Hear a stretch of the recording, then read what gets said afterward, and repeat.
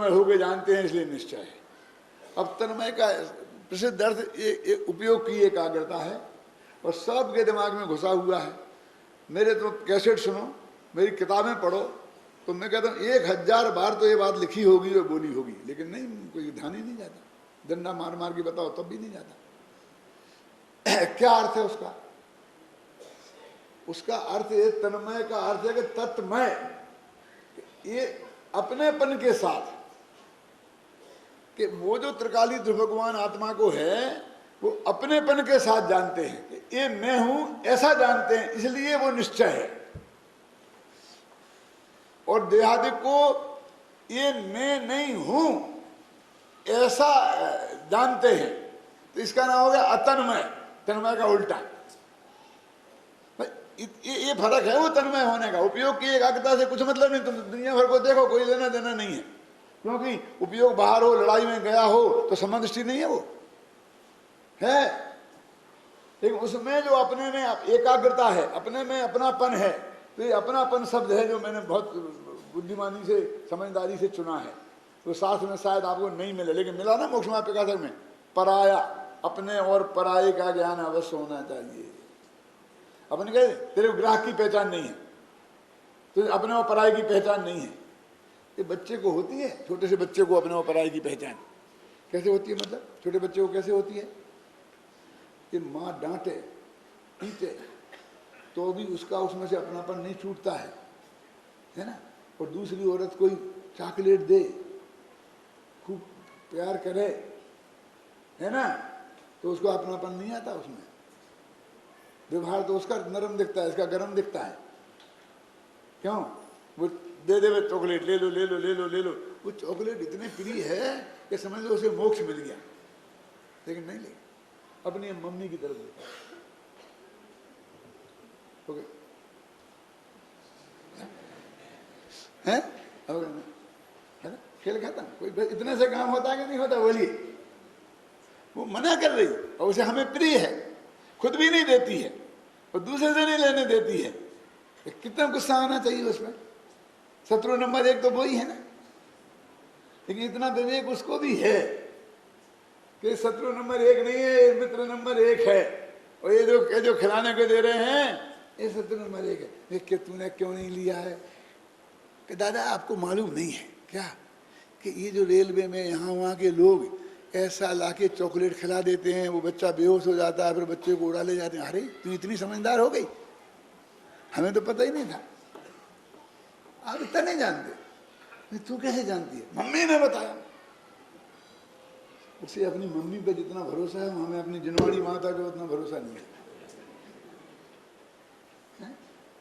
उतनी भरोसा जिनवाड़ी माता पे हो जाए तो हमारा कल्याण हो जाए। अरे भाई तेरे को ये सारा कमाल अपनी दृष्टि में करना है, इस जगत में कुछ फेरफार करना ही नहीं है, करना नहीं है। ये तो भाषा है, कर सकता ही नहीं है। माथा मारने के अलावा तेरा माथा फूटने वाला है और कुछ होने वाला नहीं है। सुनिए, और स्वपर प्रकाशन में समर्थ हो, स्वपर प्रकाशन में समर्थ समस्त पदार्थों को प्रकाशित करने वाली एक रूपता जिसने प्राप्त की है।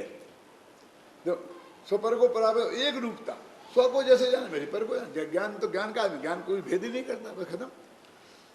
अब ये तो हो चुका था कल तक। अब आगे का अन्य द्रव्यों के जो विशेष गुण हैं, कौन है? अवगाहन हेतुत्व, गति हेतुत्व, स्थिति हेतुत्व, वर्तना हेतुत्व, रूपित्व। समझ में आ गए होंगे सब किसका कौन है? के अभाव से ये तेरे में नहीं है, ये अन्य के हैं असाधारण गुण और तेरे आत्मा में नहीं है। और ये साधारण जो चैतन्य रूप का सद्भाव से यह भगवान आकाश, धर्म, अधर्म, काल और पुद्गल इन 5 द्रव्यों से अत्यंत भिन्न है, क्योंकि वो उनके लक्षण इसमें घटित नहीं होते हैं। और फिर प्रवचन सार में तो कितना साफ किया है। दादा ने एक दिन क्लास में बताया था कि पर द्रव्य के साथ भिन्नता होती है, पृथकता होती है, उसमें बीच में अत्यंता भाव होता है ना। लेकिन स्वद्रव्य के साथ जो है ना गुण, ज्ञान में, दर्शन में, चारित्र में, आत्मा में और ज्ञान में, इनमें अभाव होता ही नहीं है। चारों में अभाव नहीं होते हैं। न अत्यंत अभाव, न अन्योन्य भाव, न प्राग भाव, न प्रध्वंसा भाव। क्यों अन्योन्य भाव क्यों नहीं होता है? वो तो एक पुद्गल की पर्याय से दूसरे पुद्गल की पर्याय में होता है। दो द्रव्यों में, वो भी दो द्रव्यों में हुआ। द्रव्य में हुआ तो अत्यंत भाव, पर्याय में हुआ तो अन्योन्य भाव। तो इसका नाम क्या है? अतद भाव है। एक भाव है और एक अतद भाव है। तो ये अपने द्रव्य के जो बीच है, द्रव्य गुण पर्याय के बीच में जो दूरी है वो अतद भाव रूप है, अभाव रूप नहीं है। और दूसरे के साथ अभाव रूप है, अतद भाव रूप नहीं है। अभी अतद भाव और अभाव में क्या फर्क है? क्यों जानते हो नहीं? द्रव्य, क्षेत्र, काल और भाव, ये चारों की अपेक्षा अभाव हो तो उसका नाम अभाव। और न द्रव्य में भेद हो, न क्षेत्र में भेद हो, न भाव, न उसमें काल में भेद हो, सिर्फ भाव में भेद हो, उसका नाम अतद भाव। गुरुदेव की भाषा में ऐसा मिला, भावे भेद छे, भावे भेद छे, भेद नहीं, भावे भेद छे। ज्ञान दर्शन में भाव की अपेक्षा भेद है, ख्याल में है ना? तो भेद तो भाव की अपेक्षा है। क्यों? जैसे कि मैं बताऊं कि पुद्गल द्रव्य अलग, आकाश द्रव्य अलग है, लोक आकाश अलग है और अपना आत्मा अलग है। अब दोनों के असंख्यात प्रदेश है, प्रदेशों में फर्क नहीं है ना, अपने अपने जिन जिन के प्रदेश इकट्ठे होते हैं ना। अब वो कहेंगे कि वो अवगान हेतुत्व है और ये चेतना उपयोग में ही है, ये भाव में भेद हो गया ना। वो ज्ञान जानने वाला है, काम करता है, ये दर्शन देखने का काम करता है, ये भाव में भेद हो गया। ख्याल में है ना? उनका द्रव्य एक है, क्योंकि वो आत्मा के असंख्य प्रदेशों में जो ज्ञान गुण रहता है, उन्हीं आत्मा के असंख्य प्रदेशों में दर्शन गुण भी रहता है, श्रद्धा गुण भी उन्हीं में रहता है। तो क्षेत्र भेद नहीं हुआ ना। और जिस समय वो है उस समय ये भी है, इसलिए काल भेद नहीं है। और एक ही वस्तु में दोनों हैं तो द्रव्य भेद नहीं है, तो सिर्फ भाव भेद है। ख्याल में है ना? कि ये जानता है और वो देखता है।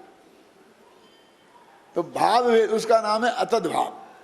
तो ये अभाव और अतद भाव का भेद हम नहीं समझ पाते हैं। वो अभाव का निषेध कर, पर द्रव्य के साथ में अत्यंत भिन्न है, माने अभाव है, और अपने राग के साथ में अतद भाव है। अब इतना फर्क है। अब तुम एक धान बस ही तोल रहे हो, यहाँ राग को शामिल कर लिया, पर को नहीं शामिल किया। पर से अत्यंत भिन्न का, राग से तो अतद भाव है, ज्ञान से तो अतद भाव है, समर्शन ज्ञान चाहते से अतद भाव है। तो अभाव और अतद भाव के बीच में कोई बड़ी सीमा रेखा को थोड़ी बहुत होनी चाहिए कि नहीं?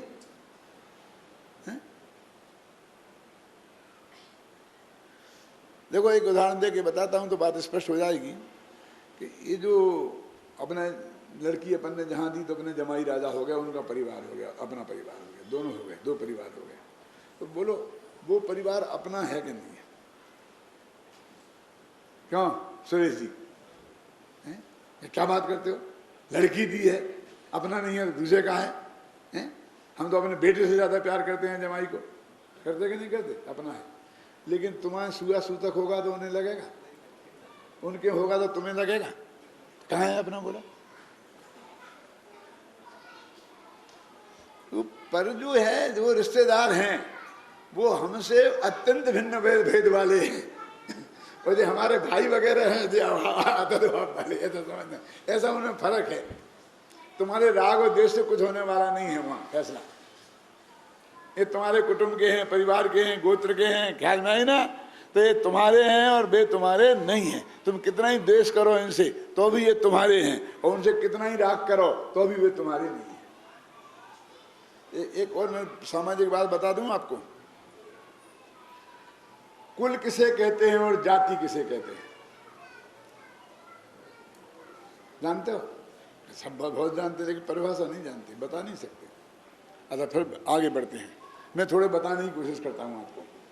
छेड़ा लगा सारा लोग, पिता भूपे अरे मातुल निरपे जो हुए न तो मद ठाने। क्या अर्थ है इसका? कि पिता राजा हो और मद नहीं ठाने, मद मतलब मद करे, पिता राजा है तो कौन सा मद होगा? कुल मद, है ना? और मामा राजा हो और घमंड करे तो कौन सा मद होगा? जाति। अब क्यों मामा से जाति क्यों और पिता से कुल क्यों? ये कुल मद क्यों? यानी दौलत राम जी कितनी गहरी पकड़ थी वो मैं आपको बता रहा हूँ। अभी आप सोच लेना, अपने ज्ञान से नाप लेना। इतने दिन छड़ारा पड़ा लेकिन आपकी समझ में नहीं आया, लेकिन उसमें कितनी गहरी पकड़ थी। क्यों? कि मामा राजा हो तो जाति मत, और बाप राजा हो तो कुल मत, चाचा राजा हो तो क्यों सोचो कुल। मामा और चाचा में क्या बात, दोनों अंकल क्यों? समझ में आया ना? तो वो कुल मत हो। क्यों? क्योंकि जिस कुल में हमारा पिता हो वो कुल हमारा है। समझ गए ना? पिता हमारे कुल के बाद, ऐसा नहीं हो कि हमारा कुल तो है समझ लीजिए पाटनी और बाप का कुल हो जाए कासलीवाल, ऐसा नहीं हो सकता। समझ गए ना? और मां का कुल हमारा कुल नहीं हो सकता, इसकी गारंटी है। क्यों? मैं भारल लूं, भारल की लड़की ले सकता हूं, पाटनी की लड़की से शादी कर सकता है। तो जिसकी लड़की से शादी नहीं कर सके वो कुल वाला नहीं है, कुल वाला है वो। और जिसकी लड़की से शादी कर सके वो जाति वाला है, और उसके बाहर नहीं कर सके। समझना तीन भेद समझना। जिस जाति की हमारी माँ है, मान लेगा जैन जाति समझ लो, जो भी आप नाम परवार खंडेलवाल जो भी देना हो, तो उसमें से मैं लड़की ले सकता हूं और दे सकता हूं। और जो मेरे बाप का कुल है वो नहीं दे। माँ के कुल वाले को दे सकता हूं, ले सकता हूं, और बाप के कुल वाले को नहीं दे सकता हूं, नहीं ले सकता हूं। इसलिए माँ के कुल को जाति, माँ की उसको जाति बोलते हैं और उसे कुल बोलते हैं। समझ में आए ना? समझे ना? मतलब खंडेलवाल है तो खंडेलवाल जाति है, और पाटनी गोत्र मैंने कुल है। तो पाटनी की लड़की में पाटनी नहीं ले सकता है, लेकिन खंडेलवाल में से ही ले सकता, खंडेलवाल के बाहर भी नहीं ले सकता। यदि लेंगे तो वो अपनी जाति में मानना पड़ेगा उसे। जो आज कहते हैं ना जाति के बाहर शादी नहीं करो, तो खंडेलवाल यदि एक जाति है तो पाटनी जी सुनना, लेकिन नहीं है। क्यों नहीं है? तो सुनो, इसलिए नहीं है कि हमने तो तत्वार सूत्र में 5 जातियां पढ़ी है ना, नामकरण का भेद, गति जाति है ना। 5 जातियां कौन? 1 इंद्री जाति, 2 इंद्री जाति, 3 इंद्री जाति, 4 इंद्री जाति और 5 इंद्री जाति। तो हाथी घोड़ा सब हमारी जाति के हैं। ये सारे देव और ये नारकी अपनी जाति के हैं।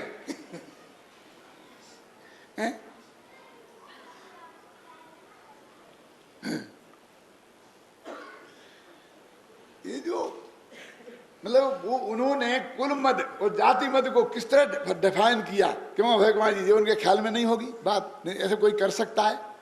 अब हम पढ़ते रहे और पढ़ाते रहे और हमारी समझ में नहीं आया कि ऐसा क्यों। बाप हो तो कुल मद, जाति मद, मामा हो तो जाति मद। वो माँ की नहीं कहे, मामा कह दिया उनने। वो क्या फर्क है? माँ और माँ में क्या फर्क है?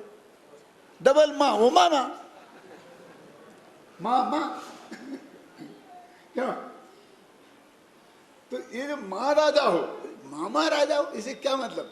मामा राजा हो नहीं, मामा का मतलब है अपनी जाति वाला राजा हो। बोलो ये अर्थ समझा कि नहीं है? बोलो हाँ। कि अपने मान लीजिए कि वो खंडेलवाल कोई राजा है, तो आपको तो घमंड होगा इस बात का कि खंडेलवाल राजा है, तो समझ लेना ये जाति में हुआ। और अकेला पिता नहीं, चाचा, ताऊ, दादा, दादी, कुछ भी, समझ गए आप? वो हुआ तो कुल मत होगा।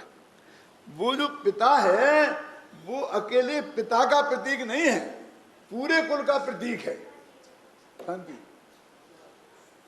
और मामा और माँ है वो अकेली माँ का मामा का प्रतीक नहीं है, पूरी जाति का प्रतीक है। ख्याल में आ गए हैं? तो इसलिए कहते हैं कि ये ऐसा ही है भेद। कौन सा? ये जो भेद बता रहा ना मैं, अतद भाव और अभाव, दोनों का मोर कोणी का फर्क है। तुम दोनों को एक भाव टाल रहे हो। हाँ, बाद में हम भी कहेंगे जैसा वो अलग जैसा ये अलग, लेकिन वो तो वास्तव में अलग है। और ये तो सिर्फ दृष्टि में नहीं रखना है, समझ में आया कि नहीं है? मैं 4 भाई हैं हम सगे, और 3 मामा के लड़के हैं, तो 7 भाई हो गए ना, बहुत प्रेम है सब में।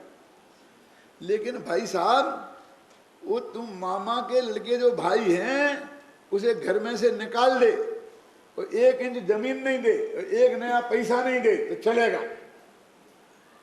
लेकिन घर का जो सगा भाई है नहीं चलेगा। क्या आज तो और भी गजब हो गया है। पहले के जमाने में बाप कहते थे निकल जाना लगा कि मेरे घर से, मैं देश निकाला, तेरे को दे दिया। वो कहता ऐसे नहीं निकलूंगा, मेरा हिस्सा दे दो। कि तेरा हिस्सा कहां से आया? अभी तो मेरा है ना, तेरा कहां से आया हिस्सा? कि जिस दिन में पैदा हो गया उसी दिन मेरा हिस्सा हो गया, अब धोखे में मत रहना। हम 4 भाई हैं तो 25% मेरा है, इसका क्या अर्थ हुआ? बोलो बताओ। इसका तेरा कुछ नहीं है। समझ में नहीं आया? समझ में? फिर कहता हूं 4 भाई हैं और कहता 25% मेरा है, समझ में आया ना? तो इसका मतलब तेरा कुछ नहीं। 4 भाइयों में बट गया, तू समझता है मेरा और हम समझते तेरा कुछ नहीं है। लोग कहते नहीं, एक माँ का हिस्सा भी रख लो, एक बाप का हिस्सा। बड़ी कृपा करके माँ बाप का हिस्सा रख लेते हैं, एक डालान दे देते हैं, पड़े रहो बेटा यहाँ। क्या है? तू समझता मैं मालिक हूं, वो समझता वो मालिक हूं, लेकिन वो मामा का लड़का मांगेगा कि मेरा हिस्सा है। इसका मतलब वो अन्य, वो हमसे भिन्न है, पृथक है, और ये अन्य है। ख्याल में आए ना? इन दोनों का भेद विज्ञान तो हमें समझना चाहिए ना। भले ही प्रेम कितना हो और भाई भाई क्या हो, जो भी कहना हो तुम कहते रहो। कहते मेरा हिस्सा हो गया उसका, मैंने क्यों? कि मैं तेरे कुल में पैदा हो गया हूं। तो इसलिए कहते हैं अन्योन्य भाव, क्या नाम, अत्यंता भाव। अत्यंता भाव ही क्यों? पूरा अभाव ही कहो ना, चारों अभाव जिसमें लगे वे 2 पृथक पृथक द्रव्य हैं, और एक भी अभाव जिसमें ना लगे, अतद भाव जिसमें लगे, वो अपनी द्रव्य की मर्यादा के भीतर की वस्तु है।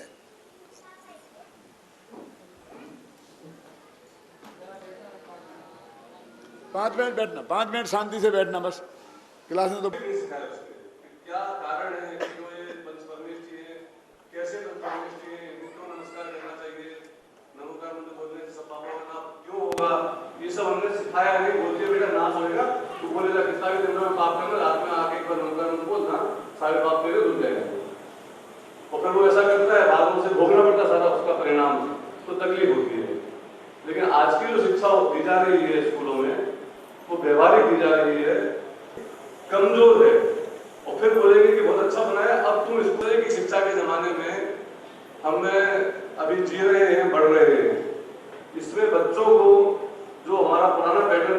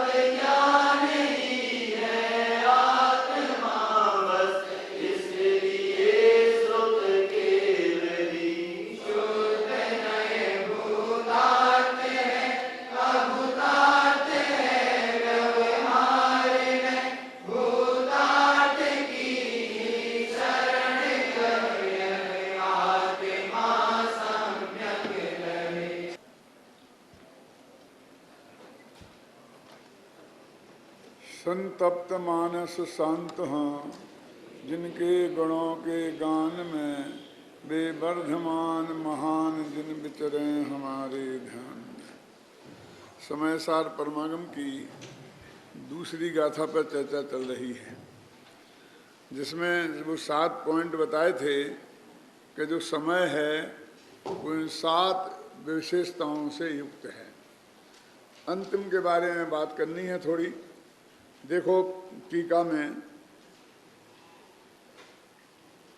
वह जीव नामक पदार्थ अनंत अन्य द्रव्यों से अत्यंत एक क्षेत्रावगाह रूप से संबंधित होने पर भी अपने स्वरूप से न छूटने के कारण टंकोत्कीर्ण चैतन्य स्वभाव रूप है।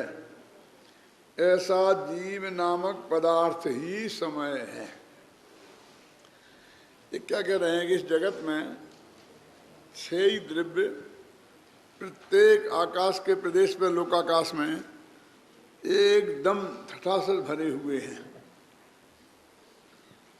एक प्रदेश भी खाली नहीं है जहाँ पुद्गल ना हो, जीव ना हो, धर्म ना हो, अधर्म ना हो, आकाश ना हो, काल ना हो।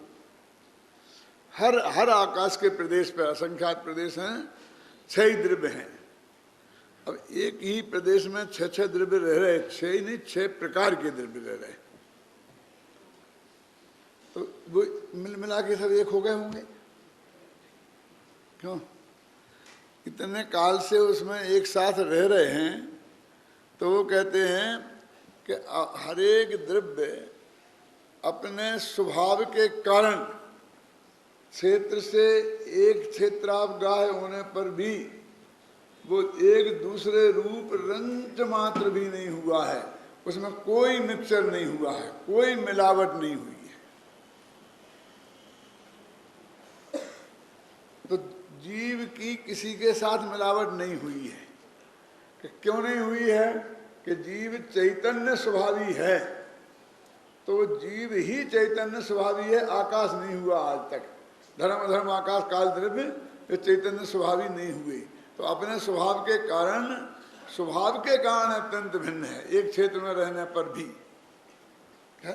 माने हम एक क्षेत्र में रहेंगे, एक साथ रहेंगे तो एक हो जाएंगे कि मिल जाएंगे, बहुत धोखे में है, ऐसा कुछ नहीं है।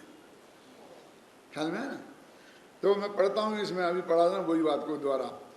अत्यंत देखो, अनंत जीव नामक पदार्थ अनंत अन्य द्रव्यों से अत्यंत एक क्षेत्रावगाह रूप से संबंधित होने पर भी, और संबंधित माने रहने, मतलब संबंधित तो कुछ हुआ नहीं, अपने स्वरूप से न छूटने के कारण, अपने स्वरूप को कभी छोड़ता नहीं है। ये बात है। टंकोत्कीर्ण चैतन्य स्वभाव रूप है। और ऐसे जो अब 7वां पॉइंट होगा ना, ऐसा जो विशेषताएं जिसमें हैं, माने जो गुण पर्याय वाला है, जो उत्पाद व ध्रुव वाला है, जो ज्ञानाकार और ज्ञाकार जो बताया था उस वाला है, स्वपर को प्रकाशक है, ऐसा भगवान आत्मा, उसका नाम है समय। तो समय सार में जो समय शब्द है, ये उसका अर्थ बता रहे हैं। अब स्वसमय और परसमय की बात आती है, जो मूल गाथा में बात कही गई है। पहले मैं आपको थोड़ा संक्षेप में संकेत दे दूं, जिससे आपको समझने में सुविधा रहे। मोटे तौर पर स्वसमय माने सम्यक दृष्टि से लेके सिद्ध भगवान तक, और परसमय माने मिथ्या दृष्टि, निगोदिया से लेकर और जो मिथ्या दृष्टि हैं वो सब परसमय है। ये मोटा वर्गीकरण है। और इस स्वसमय और परसमय की परिभाषाएं यहाँ समय सार में भी दूसरी गाथा में है, प्रवचन सार में गे अधिकार की पहली दूसरी तीसरी गाथा में है, माने 93 94 92 गाथा पहले अधिकार में है ना, तो 93 94 95 गाथाओं में है, और पंचास्तिकाय में भी है। और सब ने अलग अलग गुणस्थान प्रकार से माने हैं। 3 तरह के स्वसमय परसमय बताए हैं। एक चौथे गुणस्थान से लेकर सिद्ध भगवान तक स्वसमय और मिथ्या दृष्टि परसमय, दूसरे 7वें तक के परसमय, 7वें के पहले तक के, और 7वें से ऊपर तक के स्वसमय, और तीसरे केवली भगवान स्वसमय, और 12वें गुणस्थान तक के परसमय। और उनकी सारी डिटेल अपने समय साल अनुशीलन में आपको पढ़ने को मिलेगी। यदि अपन उसकी चर्चा यहाँ आरंभ करते हैं तो इस शिविर को 2-4 दिन और बढ़ाना पड़ेंगे, तब जा करके वो अपनी पूरी हो पाएंगी। इसलिए मैं अब उस चर्चा में डिटेल में नहीं जाऊंगा।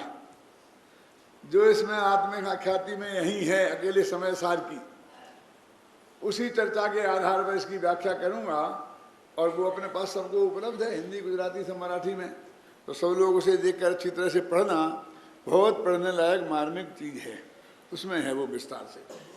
देखिए अब ये अपन क्या कहते हैं, जब वह समय माने जीव नामक पदार्थ सब पदार्थों का प्रकाशन करने में समर्थ, केवल ज्ञान को उत्पन्न करने वाली भेद ज्ञान ज्योति से के उदय होने से, अब देखा ना, केवल ज्ञान को उत्पन्न होने वाली भेद ज्ञान ज्योति।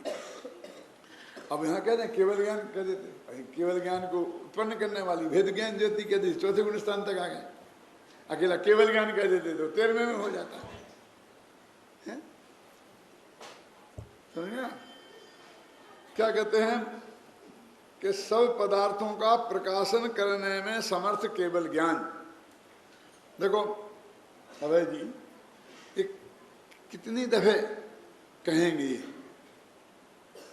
कि सब पदार्थों को प्रकाशन करने में समर्थ है ना। जब मैं कहता था तो लोग मेरे को समझते थे कि विरोध करते हैं।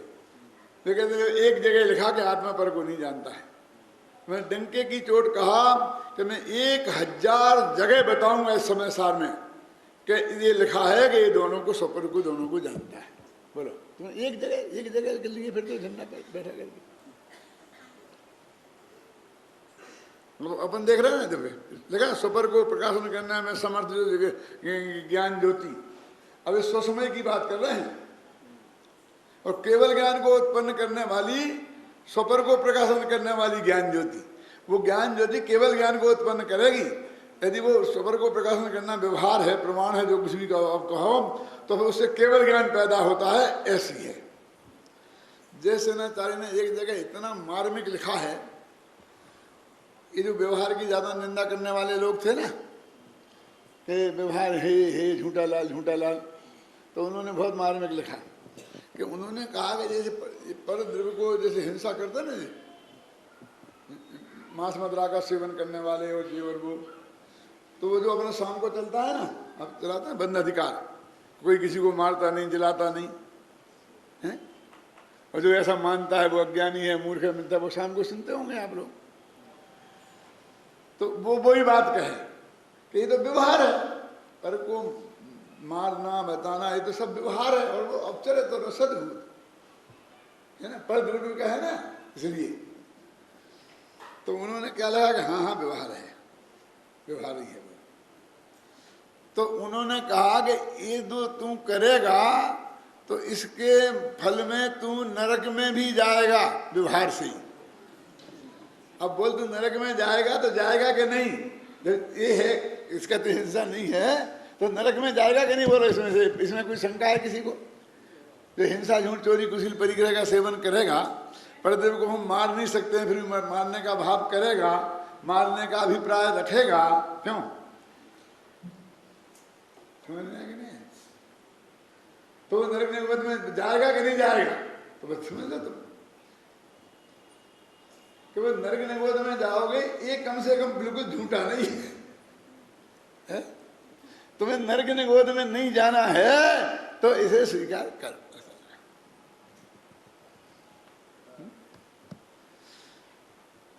कल शायद अपने आसाम के कीर्तन में आया था, बहुत मार्मिक बिंदु, कितने लोगों ने उसे ध्यान दिया, किसने ने सुना कि नहीं सुना, कि ये जो विपरीत मान्यता है, ये विपरीत मान्यता का जो फल है वो सीधा निगोद है। अब उसमें प्रश्न क्या है कि दूसरे को मारने का भाव तो हिंसा है, उसे नरक में जाएगा, और बचाने का भाव लोक में दया जिसे बोलते हैं हिंसा है, और उससे वो स्वर्ग में जाएगा, और 9वें गरीबी तक जा सकता है। क्यों? अब कहते जो बचाने के भाव से 9वें गरीबी तक जाएगा, तुम कहते हो मारने का भाव और बचाने का भाव दोनों एक से मिथ्या है। क्यों? इतना फर्क तो पड़ गया नरक और स्वर्ग का। कि भैया ये तो मारने और बचाने के भाव का फर्क है। मैं मार सकता हूं और मैं बचा सकता हूं, ऐसी मान्यता में कोई अंतर नहीं है, क्योंकि ये दोनों मान्यताओं से निगोद जाएगा।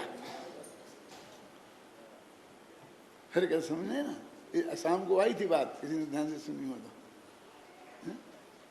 मैं तो सुनता ही हूं, कोई सुने चाहे नहीं सुने।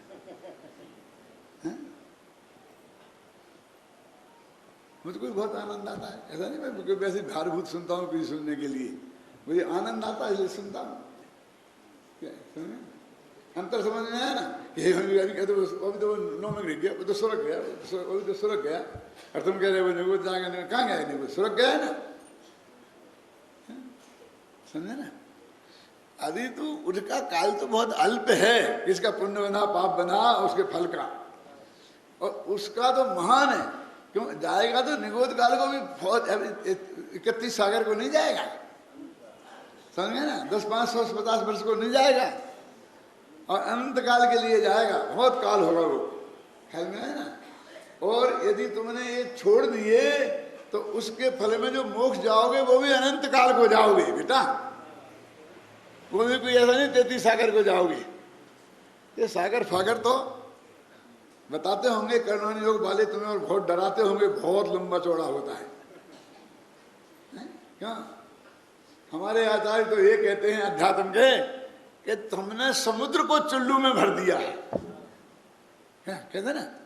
एक दफे मैंने भगवान आत्मा में त्रिकाली ध्रुव में अपनापन आ गया, और एक क्षण को मिथ्या टूट गया, क्यों तो चुल्लू में भर दिया संसार को। क्या बात करते हो, अर्धपुद्गल परावर्तन संसार में रखड़ सकता है, रखड़ सकता होगा।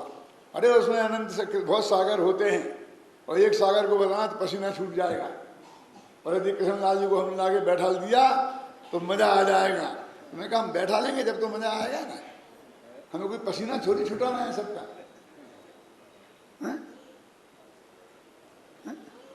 वो गिनती बता बता करके इस डराना धमकाना थोड़ी है कि घबरा जाए।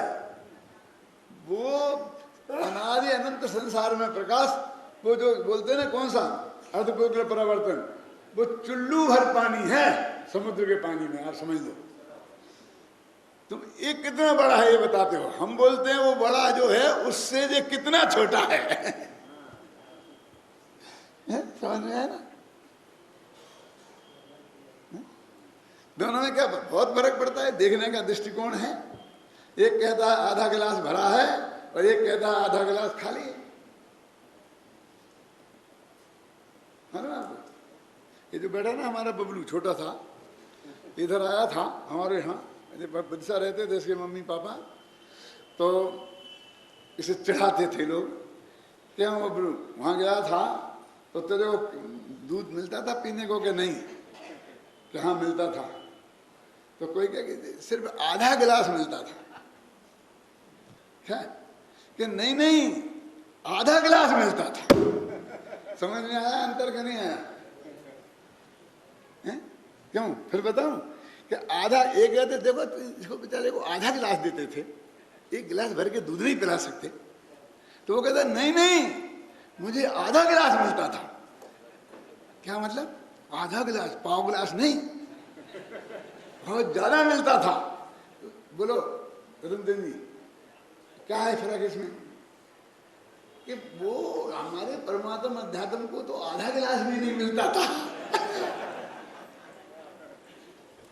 क्यों, और मुझे आधा गिलास मिलता था तो बोलो ज्यादा कहलाएगा कम। अब ये समझेगा मुझे ज्यादा मिलता है तो संतोष रहेगा, और ये समझेगा मुझे कम मिलता है तो दुखी होता रहेगा, है? और वो संसार अनंत है, अनंत है। चल जा बेटा भूल सूली पे भला करे भगवान। अरे कहाँ चुल्लू में आ गया है संसार, उसमें क्या है? क्यों छूट जाएगा तो क्यों छूट जाएगा? जब हमें नहीं था और हमने पैदा कर लिया, अगर रहेगा तो हम ऐसे छूटने देंगे आसानी से क्या? गुरुदेव हमेशा बोलते थे कि हल्की बात क्यों सोचता है, क्यों छयों ने भी बोलते हैं ना इसकी व्याख्या ये सभ्य क्षयमणेमी, ये सब मोह का क्षय करेंगे। कि पंचम काल में तो क्षय होता नहीं, कि होता नहीं है पंचम काल तुम हटा। हम तो उग्रता की बात करेंगे, हम उग्र प्रसाद की बात करेंगे, छोटी बात हम करेंगे ही नहीं है? हम तो क्षयमणेमी की बात करेंगे, क्षय को प्राप्त होता है। तो देखो समय की बात करते हैं। देखो मैंने बोला ना कितनी जगह है। अभी मैं ऐसे बताता जाता हूँ, जब पढ़ाता हूँ लोगों को कि देखो ये आ गया, ये आ गया, ये आ गया, ये आ गया, तो लोग कहते हैं कि देखो जी कह रहे ये कहीं नहीं गया, मैं तो आपका ध्यान दिलाता हूँ। अभी ऐसा है लोग ध्यान ही नहीं जाता लोगों को कहाँ लिखा, कि मुझे बताओ कहाँ लिखा। अब तुम्हें क्या बताएं कहाँ लिखा। मालूम मैं क्या जवाब देता हूँ विनय बाबू, कि कोई शास्त्र लाओ मेरे पास और ऐसा रखो और उसको आंख मीच के ऐसा खोलो और उस पेज को पढ़ो, तो उसमें क्रमबद्ध पर्याय लिखी मिलेगी। क्रमबद्ध पर्याय के बारे में बोलता हूँ क्या। वो कहते कहाँ लिखी तुम्हारी क्रमबद्ध पर्याय, कहाँ लिखी तुम्हारी क्रमबद्ध पर्याय। पढ़ने वाले चाहिए। क्यों? प्रथमान योग की जो कहानी कोई किताब लाओ अभी हाल, उसमें तो नहीं लिखी ना। ऐसा पेज खोल के दाओ, मैं उसमें क्रमबद्ध पर्याय निकाल के तुम्हें बताऊंगा। पेज पे लिखा है, जैसे थान में हर मीटर पे सनफ्राइज। क्यों? उसमें लिखा होगा आदिनाथ ने कहा कि ये जी महावीर होगा, कुछ भी लिखा होगा तो क्या मतलब होगा नक्की होगा। जब कह दिए होगा तो नक्की है, नक्की हो गया ना, निकलती है ना इसमें से। बोलो अब तेरे को निकालने की अकल नहीं है तो मैं क्या करूं। देखो देख लिखा ना, फिर पढ़ता हूं। जब वह समय जीव सब पदार्थों को प्रकाशन करने में समर्थ, केवल ज्ञान को उत्पन्न करने वाली भेद विज्ञान ज्योति से, सीधा भी लिख सकते थे कि जब यह जीव भेद विज्ञान ज्योति के उदय होने से, क्यों इतने से काम नहीं चल सकता था। लेकिन तो हमारी पार्टी के थे ना, इसलिए घुसेड़ रहे हैं सुपर प्रकाशक, घुसेड़ दिए जबरदस्ती। इतने लिख देते कि भेद विज्ञान की ज्योति से होता है, केवल ज्ञान को उत्पन्न करने वाली भेद विज्ञान ज्योति, इतना ही लिख देते। अब सुपर को प्रकाशन करने वाला केवल ज्ञान हो, उसका इतना लंबाने की जरूरत क्या है। बोलो ठाकुर जी, है ना? अरे भाई वो बात जगह जगह बताना चाहते हैं आचार्य, इसलिए तो वो लगाते हैं क्या नहीं, क्या वैसे ही लगाते थे। सोच समझ के लगाया कि नहीं लगाया, संस्कृत में है कि नहीं है। देखो उदय होने से सभी परद्रव्यों में से अपनापन तोड़कर, है ना, ये अपनापन तोड़कर है ना, और अपने दर्शन ज्ञान स्वभाव में है नियत वृत्ति जिसके, ये कौन है, ये आत्मा। ये किसकी है नियत वृत्ति दर्शन ज्ञान में, आत्मा की।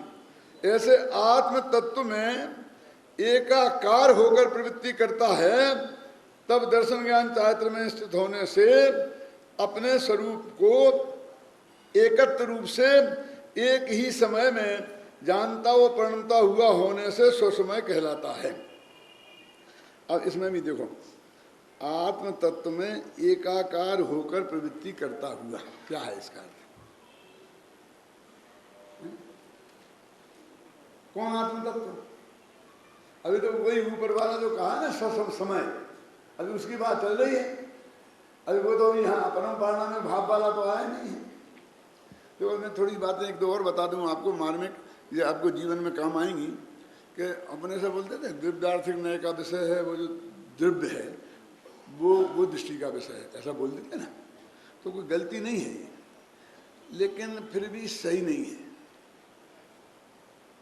क्या गलती नहीं है और सही नहीं है, क्योंकि द्रव्यार्थिक न्याय का विषय तो दृष्टि का विषय होता है, लेकिन हर द्रव्यार्थिक न्याय का विषय दृष्टि का विषय नहीं होता। द्रव्यार्थिक न्याय तो 10 हैं, कोई एक थोड़ी है। हमें क्यों नहीं बताए? हमने तो सब बताए, लेकिन तुम्हें तो एक बताते द्रव्यार्थिक न्याय अपराध, उतने में तुम्हारा पसीना छूट जाता है। कहीं बंद करो इस नए चक्कर को, नया चक्कर कहाँ से चलाया है। अब 10 लिखे हैं उसमें, अब तुम 10 सुनो। तो उनमें से 9 का विषय दृष्टि का विषय नहीं है। क्या 10 हैं? 10 में 3 तो शुद्ध द्रव्यार्थिक हैं, 3 अशुद्ध द्रव्यार्थिक हैं। 6 और 3 ऐसे हैं ना शुद्ध है ना अशुद्ध हैं, जिनमें शुद्धाशुद्ध का भेद नहीं हो सकता है। और ऐसे 9 भय, और 9 ही प्रकार की चीज जिसमें नहीं है, वो 10वां जो भेद है उसका जो विषय है वो दृष्टि का विषय है। उसका नाम है परम भावग्राही शुद्ध द्रव्यार्थिक न, उसका नाम है। एक है कर्मोपाधि सापेक्ष अशुद्ध द्रव्यार्थिक न, एक है कर्मोपाधि निरपेक्ष शुद्ध द्रव्यार्थिक न, एक है उत्पाद व्यय सापेक्ष अशुद्ध द्रव्यार्थिक न, उत्पाद व्यय निरपेक्ष शुद्ध द्रव्यार्थिक न, और क्या है भेद विज्ञान, भेद कल्पना निरपेक्ष शुद्ध द्रव्यार्थिक न, भेद कल्पना सापेक्ष अशुद्ध द्रव्यार्थिक 6 जी। अरे 6 ही दृष्टि का विषय नहीं, हम बोलने के बस द्रव्यार्थिक का विषय है, लेकिन कोई 6 में से पकड़ लेगा तो मारा जाएगा। कहाँ हम तो समझ लेते द्रव्यार्थिक का विषय है। कहाँ? अरे भाई ऐसे काम नहीं चलेगा, थोड़ी डिटेल में जाना पड़ेगा। और पर्यार्थक ने कितने प्रकार के हैं? कितने प्रकार के हैं? 6 प्रकार के हैं। अब मालूम, मैं बोलता हूं, घबराना नहीं, झूठी बात में झूठ भी बोल सकता हूं, सोचना अपने दिमाग में उत्तर। एक है अनादि निधन, अनादि अनंत मतलब पर्यार्थक में, ठीक है, अनादि अनंत पर्यार्थक में। क्यों? अरे अनादि अनंत तो भगवान आत्मा त्रिकाली ध्रुव है ना, वो तो अनादि अनंत तो वो होता है, ये तो क्षण बढ़ती है। क्यों? ये पर्यार्थक में है, पर्याय तो एक क्षण की होती है, ठीक है, ठीक है, सोचना सब। ये हमारे विद्यार्थी तो सब जानते हैं, एक एक से खड़े करके पूछो तो बताएंगे, लेकिन मैं नहीं पूछ सकता हूं, क्योंकि मेरे पास इतने पैसे नहीं जितने अन्ना जी के पास हैं।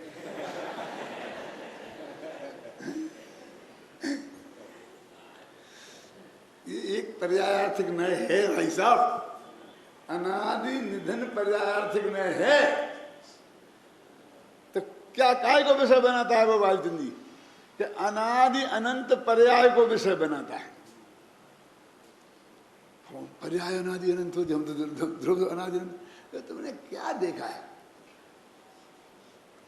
मैं अशोकनगर में रहता था, अभी तो ये अशोकनगर का यहाँ दिखता नहीं है, तो मैं प्रवचन करता था, तो एक मेरे श्रोता थे, मेरे उनका पोता मेरा विद्यार्थी था, और उसके साथ मैंने फिर बीए भी किया था, और उसका बेटा, मैंने 3 पीढ़ी से मेरी दोस्ती थी। तो वो बैठते थे बराबर मुझ पे ताव दे करके सामने, और जब भी मैं कोई बात कहता तो वो एकदम छूटते ही कहते, ये बात तो हमने किसी शास्त्र में देखी ही नहीं है, बिल्कुल परमानेंट। और मेरा परमानेंट उन्हें जवाब रहता था कि इसमें हमारी क्या गलती है? तुमने किसी शास्त्र में ये बात नहीं देखी, इसमें तुम्हारी गलती है कि हमारी? देखो, हम तुम्हें शास्त्र में बता रहे ना, ये शास्त्र है, इसमें लिखा के नहीं, देख लो। अब तुमने आज तक नहीं देखी, इसमें हमारी क्या गलती है? एक पहला वाक्य मेरा, दूसरा वाक्य कि तुमने कितने शास्त्र देखे हैं? तुम तो ऐसे बोल रहे हो द्वादशांग के पाठी हो, हैं? कि तुमने सब शास्त्र देख लिए, हैं? ये क्या मतलब है इसका? इस शास्त्र में बता रहे ना, ये शास्त्र है कि नहीं है? और इसमें संस्कृत में देख लो, प्राकृत में देख लो, हिंदी में देख लो, अब सब देख लो। तुम्हें हिंदी का भरोसा नहीं है तो, पंडित का भरोसा नहीं हो तो जाओ महाराजों से पूछ के आ जाओ। लेकिन ये मैंने कि साहब हमने तो आज तक नहीं देखी, यानी जैसे बोलते हैं जैसे सर्वज्ञ भगवान हैं, इनने नहीं देखी, इनके ज्ञान में नहीं आई, तो वो जगत में पदार्थ है ही नहीं। हमने तो सुने ही नहीं कि 10 प्रकार के होते हैं। अब नहीं सुने तो हम क्या करें? हमने द्रव्यार्थिक ने भी 6 प्रकार का होता है, पदार्थ ने वो भी नहीं सुना, और वो भी अनादि अनंत होता है, हमने वो तो अनादि नित्य ऐसा शब्द पढ़ा ना, है अनादि नित्य है ना, अनादि नित्य पर्यार्थिक ने, अनादि और नित्य दोनों पर्यार्थिक ने में लग रहे हैं।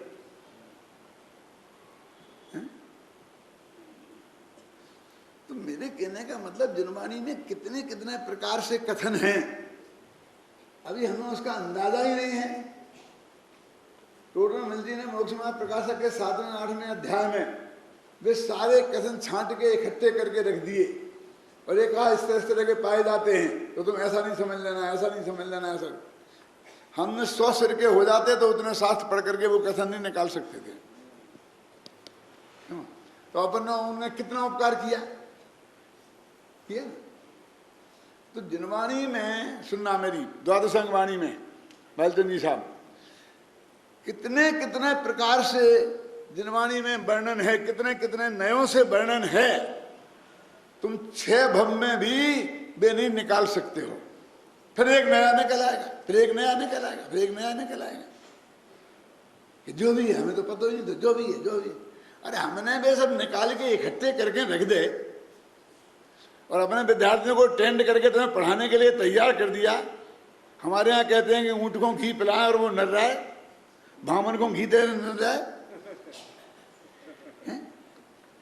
भरत के तरीछा ने मार डाले, इन्हें नए चक्र लिख दिया और नए चक्र पढ़ते पढ़ते हमारे कमर टेढ़ी हो गई। क्यों? अरे वे सारे आगम के निकाल के रख दिए और हमने कितना उसमें पसीना बहाया तुम्हें पता है। कई ऐसे प्रयोग हैं जो हमने ये नए लिखा है, इसमें नहीं आते हैं, वे अलग हैं और उन्हें रखने के लिए हमारे पास भी जगह नहीं थी, क्योंकि इनको हम तोड़ नहीं सकते थे। इन मर्यादाओं को तोड़ते हैं तो 99% जो कथन है वो झूठा पड़ता है। जैसे वो बात है अभी अपन पढ़ते हैं ना, कौन सा, कि एक देश शुद्ध पर्याय अशुद्ध निश्चय ने राग आदि से सहित आत्मा को कहना, और फिर पूर्ण शुद्ध ने साक्षात शुद्ध निश्चय ने केवल ज्ञान से सहित आत्मा को कहना। 3 हो गए। अब प्रवचन सार की ये टीका में आत्म ख्याति के कर्ता अमृतन लिखते हैं कि भगवान आत्मा शुद्ध निश्चय ने से राग आदि का करता है। क्या करें बोलो?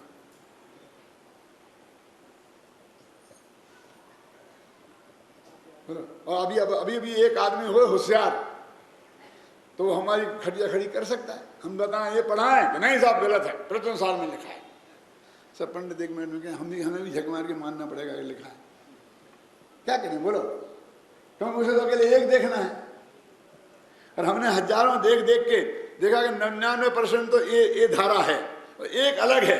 एक को अपवाद के रूप में छोड़ दो। भैया के लोग अपवाद मानते कि नहीं मानते? वो भी अपवाद करके छोड़ देते हैं किसी चीज को, इसमें भी करना पड़ता है। ये तो बहुत बड़ी बात है, समझना बहुत मरम का है। उन लोगों का हम पर अनंत उपकार है। टोडरमल जी जैसे लोगों ने जो हम 100 वर्ष में नहीं निकाल सकते हैं थे, वो करके मैं निकाला है।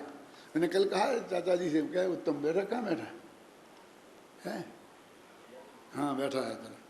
मैंने कहा बेटा हमने जो 40 वर्ष में निकाला है, तुम चाहो तो 2 वर्ष में उतने बात के पंडित बन सकते हो। रिटायर तो हो ही रहे हो, आ जाओ। और ये भी बताया कि तुम्हारे बाप मेरे पास पढ़े हैं, मेरा सगा भाई है, और वो 60 वर्ष की उम्र के बाद पढ़े हैं और मैंने पढ़ाया है। तुम आ जाओ, 2 साल दो मुझे, कल में है ना। क्यों? इसलिए कि हमने तो वो उस जंगल में से निकालना पड़ा हमें सब, और तुम्हें तो निकला निकला माल रखा है। क्या है?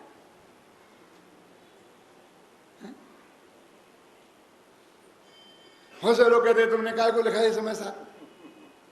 तुम पढ़ के बताओ, और तुम्हें लगे कि किसी काम के लिए लिखा तो मान लेना, नहीं तो पुराना पढ़ना तुम्हें क्या तकलीफ है? हमारे यहाँ पुराना भी है, ले जाओ, नया भी ले जाओ, पढ़ लेना। क्यों? तुम्हें लगे कि इसमें कुछ है हमारे लिए उपयोगी है तो पढ़ना, नहीं तो नहीं पढ़ना। अरे इसलिए लिखा कि तुम उसको पढ़ते हो और तुम्हारी समझ में कुछ आता नहीं है, इसलिए लिखा है।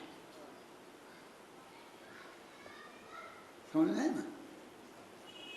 एक दफे तुमको यदि ये सचमुच जानना है, वैसे तो अन्ना जी ने 18 लिखे, 14 पॉइंट लिखे हैं, तो एक दफे ईमानदारी से उनको भी रख लो जिनको तुम्हें रखना है, पुराने जो नए पुराने जितने हैं, और इसको भी रख लो, और फिर एक साथ हर गाथा पर सबका पढ़ो और स्वाध्याय करो, और फिर अंत तक कर लेना, फिर मेरे पास आना ये प्रश्न पूछने।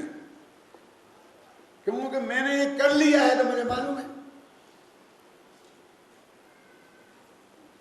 इतनी कठिनाई थी उसमें, कई पूछो अभय कुमार जी से कि कई दफे हमारी समझ में संस्कृत पढ़ने से आता था, हिंदी पढ़ने से नहीं आता है ना। हिंदी पढ़ते तो बस समझ में नहीं आती, संस्कृत पढ़ते तो समझ में आती। अब तुम संस्कृत जानते नहीं, तुम क्या करोगे। ये रमेश जी है ना बैठे, वो रमेश, इनने मेरे से कहा है जाकर के कि दादा मैंने 750 पेज 47 शक्तियों के गुरुदेव के पढ़े थे, और जितना मेरा माथा क्लियर नहीं हुआ था, ये आपके 40 पेज पढ़ करके उससे ज्यादा मेरा माथा क्लियर हो गया। क्यों रमेश, सही बात है झूठी है? ये बैठा है रमेश सामने तुम्हारे, जैन दर्शनाचारी। जैन दर्शनाचार्यों को भी इतना फर्क पड़ता है, तुम किस खेत की मूली हो। इन्हें भी लगता है कुछ आसान हुआ है, कोई फायदा हुआ है, और नहीं सही तो हम अपना स्वाध्याय करें, हम अपना लिखें, इसमें तुम्हें क्या तकलीफ है। हम काय मनुष्य काय में निकालते, कहानी किस्सों में निकालते, समय साल के पढ़ने पढ़ाने में नहीं निकालते, लिखने में नहीं निकालते, तो काय में निकालते। हम अपने शुद्धि के लिए, उपयोग की शुद्धि के लिए भी तो ये काम कर सकते हैं। हमने 15 वर्ष इस समय सार के में लगाए। समय सार से शुरू किया था मालूम 51-52 में, 91 में, और अभी समाप्त हुआ 11 साल में। और फिर ये लिखा, फिर समय सार का सार लिखा, ख्याल में आई ना। प्रयोजन रत्नाकर दादा ने लिखे, अनुवाद करे, तो 5000 पेज संपादन करने के नाम पर वे पढ़े। मैं उन संपादकों में से नहीं हूं कि एक अक्षर नहीं पढ़ा और नाम ठोक दिया अपने संतापक का। मेरे को एक पेज पढ़ने को नहीं मिलेगा, उसका एक पेज पूरे पढ़ लूंगा तो मेरा नाम कोई संपादक में नहीं डाल सकता। नहीं, मेरा नाम नहीं डाल, मुझे कहा तुमने पढ़ने को दिया।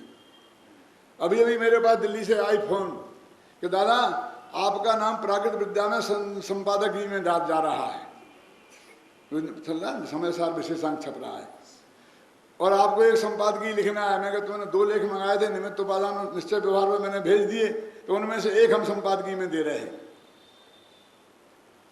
कि मैंने कहा देखो मिस्टर, ये नहीं चलेगा, मेरा नाम नहीं दे सकते आप। बोले महाराज ने कहा है।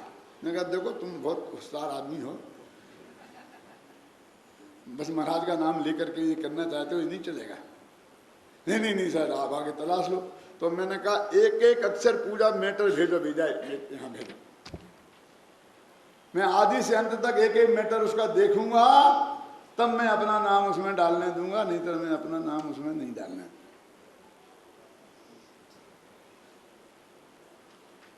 क्या तो अपने उपयोग की शुद्धि के लिए समझे, कहते हैं ना, समझता बहुत व्यवस्थित हमारे दिमाग में आ गई है बात, इसे लिख दो, शायद किसी के भाग्य से किसी की का भाग्य खुल जाए और उसकी समझ में आ जाए। लेकिन मैं आपसे बात पूछता हूं कि यदि बिल्कुल अनुपयोगी है तो आप नहीं पढ़ो, इसके लिए आप स्वतंत्र है ना, इससे क्या तकलीफ होगी आपको या किसी देश वाले को, किसी को क्या तकलीफ होगी। वाह, समाज का लाखों रुपया बर्बाद कर दिया। समाज का किया, तेरा तो नहीं किया ना, तेरे को तो मुफ्त में मिली है ना, तेरे को तो 100 रुपये का माल 50 रुपये में मिला है ना, फिर 100 का माल 25 में मिला है ना, फिर 10 में मिला है ना, फिर फ्री में मिला है ना। तेरे पेट में दर्द क्यों हो रहा है। और ₹2 बचते सेठ जी के पास तो काय में लगते, लेटरिन बाथरूम में। कहां दुरुपयोग हो गया, किसका दुरुपयोग हो गया, बोल कहां लगाना चाहता था। इससे बढ़िया और क्या काम है इस जगत में कि जिसमें तू ये लगाना चाहता था। मैं तो अभी भी ये कहता हूं कि यदि किसी को कुछ करना है तो ये नहीं समय सार, मतलब मेरी इस टीका से मतलब नहीं है, मोक्षमार्ग प्रकाशक, ऐसा हिंदुस्तान का एक दिगंबर श्वेतांबर मंदिर बाकी नहीं रहना चाहिए कि जिसमें जाकर के ये ना पहुंचे। आपको बताता हूं एक बात, तो पापड़ीवाल कब हुआ ना, कब हुए ना, 1400, हाँ, जीवराज पापड़ीवाल नाम के एक सेठ हुए हैं, और वो कब 1598 संवत में। उन्होंने जब मुसलमानों ने मूर्तियां तोड़ी अपनी, तो उन्होंने 1.25 लाख मूर्तियां इस जयपुर में बनवाई संगमरमर की। कितनी? 1.25 लाख, और उनकी प्रतिष्ठा कराई। और उस वक्त बैलगाड़ी चलती थी, तो बैलगाड़ी में रख रख कर सारे देश के घूम घूम कर, तुम्हारी मूर्ति खत्म हो गई ना, सब तोड़ डाली ना उनने, इनमें से छांट लो कितनी चाहिए तुम्हें और रखो पूजा। सारे देश के मंदिर मंदिर में जाकर मूर्तियां रखवाई, अभी आज मिलती हैं वो सब, एक सम्मत, एक सन, एक जीवराज पापड़ीलाल नाम, वो मिलती हैं। बोलिए, कल्पना करो उसका। क्या करते हो तुम? अरे ले जाओ 10 लाख छपाओ और कारों में भर, तो तुम्हारे पास कार है, वे तो बेचारे बेकार थे, कारों में भर करके ले जाओ और एक एक गांव में, एक एक मंदिर में जाकर के हाथ पैर जोड़ के दे के आओ। तुम कहते हो ने बर्बाद कर दिया। मैं ये करने वाला हूं जयपुर में शांति, मैंने नक्की कर लिया है कि जयपुर में गाड़ी लेकर के और एक एक मंदिर में एक एक उसके प्रेसिडेंट के पास जाकर के समझा गया, क्योंकि वो ये नहीं कि हमारे जबरदस्ती रख दिया कोई, और उसे दे के आएंगे। 300 मंदिर है, 300 कम से कम दे, ज्यादा के दे के आएंगे। ऐसा नहीं कि जिसको चाहिए हो ले जाओ, है ना? वो आप वो बनाते ना, आप क्या बांटते हो? कहीं शादी मादी होती, बायना बांट, अपने बायना बोलते हैं, क्या बोलते हो? समझ गया ना? वो बायना जैसा बांट के आए हैं। और हमें बांटने, किताब बांटने वाले भी मिलेंगे और बांटने वाले विद्यार्थी भी मिलेंगे और हम भी मिलेंगे और गाड़ी भी मिलेगी और बांट के आएंगे। पढ़ने वाले भी मिले, क्यों नहीं मिलेंगे पढ़ने वाले? अरे कोई पढ़ने वाले गली गली में पैदा हो गए, इसलिए तो हमें ऐसा भाव आ रहा है। बुढ़े फरमाते थे ना, एक बात कह के समाप्त करता हूं। अभिज्ञान शाकुंतल में शांति पढ़ा है कि नहीं? उसमें एक ऐसा वर्णन आता है कि महाराजा दुष्यंत थे ना, तो वे शिकार खेलने जंगल में गए थे। वो जंगल में गए थे, उन्होंने वहां शकुंतला को देखा तो उस पर वो मोहित हो गए। मोहित हो गए तो पता लगाओगे किसकी लड़की है? तो लगाया गया ये कण्व ऋषि की लड़की है, माने ब्राह्मण की लड़की है। और उनके शास्त्रों में ये लिखा है कि ब्राह्मण की लड़की को क्षत्रिय नहीं ले सकता, क्षत्रिय की लड़की को ब्राह्मण ले सकता है। ख्याल में है ना? क्षत्रिय ले सकता है, क्षत्रिय की, वैश्य की और शूद्र की, तीनों को, लेकिन ब्राह्मण की लड़की को नहीं ले सकता। तो उन्होंने कहा ये ब्राह्मण की लड़की है और मैं क्षत्रिय हूं और मेरा मन इस पर चला गया। वो सोचता है कि अब ये तो बात बेकार होगी, कि नहीं नहीं ये नहीं हो सकता। वहां कालिदास ने लिखा कि वो कहता है कि मेरा मन इस पे गया है तो ये गारंटी से क्षत्रिय की लड़की है, ब्राह्मण की हो ही नहीं सकती। जाओ पूछो, उस ऋषि से जाके पूछो, कर्ण ऋषि से, कि उसकी बेटी है क्या? कि क्यों? मैं कहता हूं ना, उसमें तो क्या लगा, महापुरुषों का मन अस्थान में नहीं जाता। अस्थान समझ गए ना, कि जो बात नहीं हो, यानी ये मेरे योग्य नहीं होती तो मेरा मन इस पर जाता ही नहीं।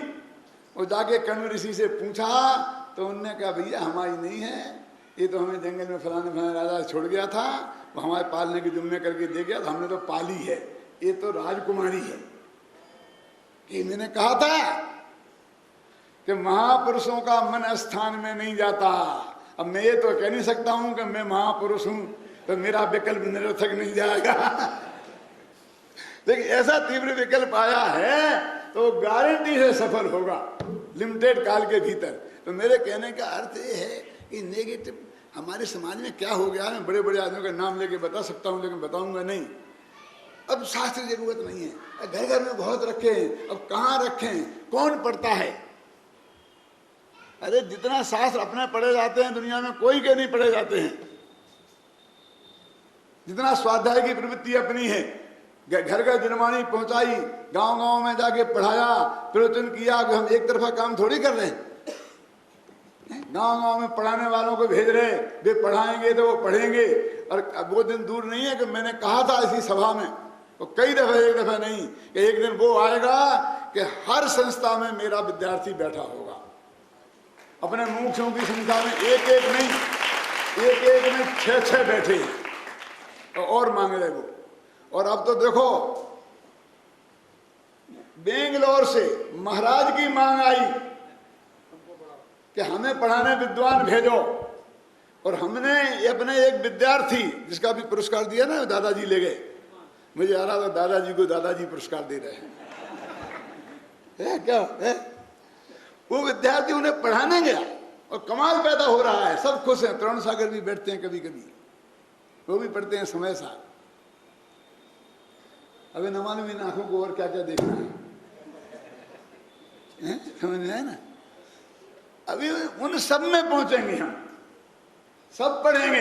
एक दफे मैंने कहा था, याद है सबको, कि समय सार पढ़ना होगा तो कान्जी स्वामी की शरण में आना ही पड़ेगा। क्यों? प्रकरण रचना करके बिना समय सार कैसे समझेगा? बताओ कैसे समझेगा? बताओ मुझे उपाय है, बताओ। संस्कृत प्राकृत से तो कोई समझते नहीं है। और जतिन छाबड़ा की टीका भी बहुत पुरानी हो गई, अब उसके हिंदी बाद हिंदी के हिंदी, हिंदी के हिंदी हो रहे, जगह जगह जगह जगह कर रहे, हो रहे कि नहीं हो रहे?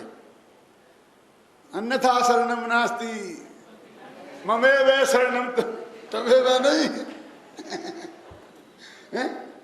कोई यदि समय सार को समझना होगा तो गुरुदेव तो चले गए, लेकिन अभी हम जिंदा हैं, हमारे पास आना पड़ेगा।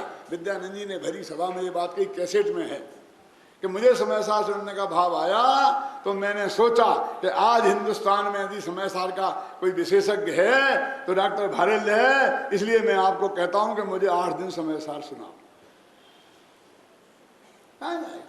और नहीं समय सार समझना हो तो अनंत काल तक संसार में रखना हो तो रखो, क्योंकि संसार से पार होने का उपाय तो इस समय सार में बताया।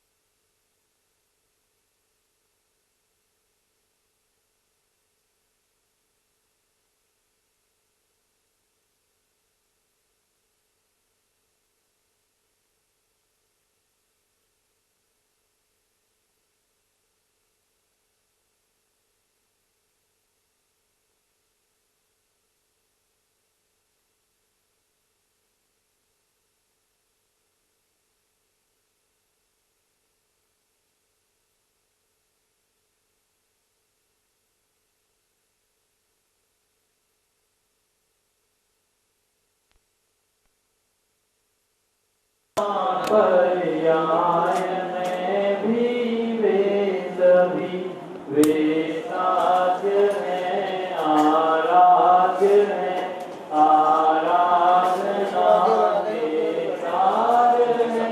ओ नमन उन